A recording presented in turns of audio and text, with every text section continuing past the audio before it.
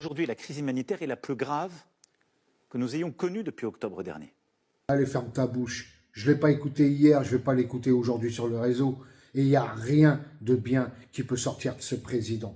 Il ose parler de Gaza, de la Palestine, alors que depuis le 7 octobre, il favorise les relations diplomatiques entre la France et Israël. On n'oublie pas ta belle accolade avec Netanyahou. On n'oublie pas la réception à l'Élysée du Premier ministre israélien qui a signé les bombes, fièrement, les bombes qu'il lâche sur Gaza. La France a vendu des armes à Israël. La France a autorisé Netanyahou à passer dans son espace aérien sans l'arrêter. Et il ose parler. La France favorise la montée du sionisme comme jamais. Et tu oses parler. Allez, tais-toi. Ni oubli, ni pardon. Vous savez ce qu'il est en train de faire là? Il est en train d'essayer de s'en sortir parce qu'il est complice de ce génocide. Parce qu'il est complice de crimes contre l'humanité. Alors il essaie de faire croire qu'il est sensible au sort des Palestiniens et que la France agit pour stopper ce génocide.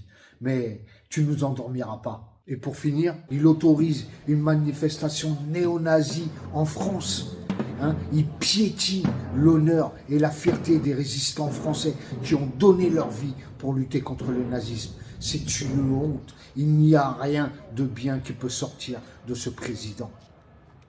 Israël a le droit de se défendre. Israël a le droit de se défendre en éliminant les groupes terroristes, dont le Hamas, par des actions ciblées.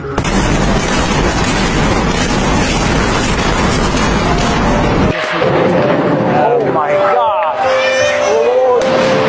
That's the hospital. That's the hospital. La France, aujourd'hui, soutient pleinement Israël. Seule démocratie dans la région. Nous avons porté plainte auprès de la CPI, ça s'appelle pas une plainte dans le langage de la CPI, ça s'appelle donc une information transmise qui apporte tous les éléments de preuve que Monsieur Macron, président de la République, l'ancien ministre des Affaires étrangères, Monsieur Stéphane Séjourné, et l'ex-premier ministre, Monsieur Gabriel Attal, se sont rendus complices de crimes de guerre, de crimes contre l'humanité et de crimes de génocide à Gaza, en apportant un soutien militaire, un soutien diplomatique, économique, moral, inconditionnel depuis le début des bombardements sur Gaza le 8 octobre.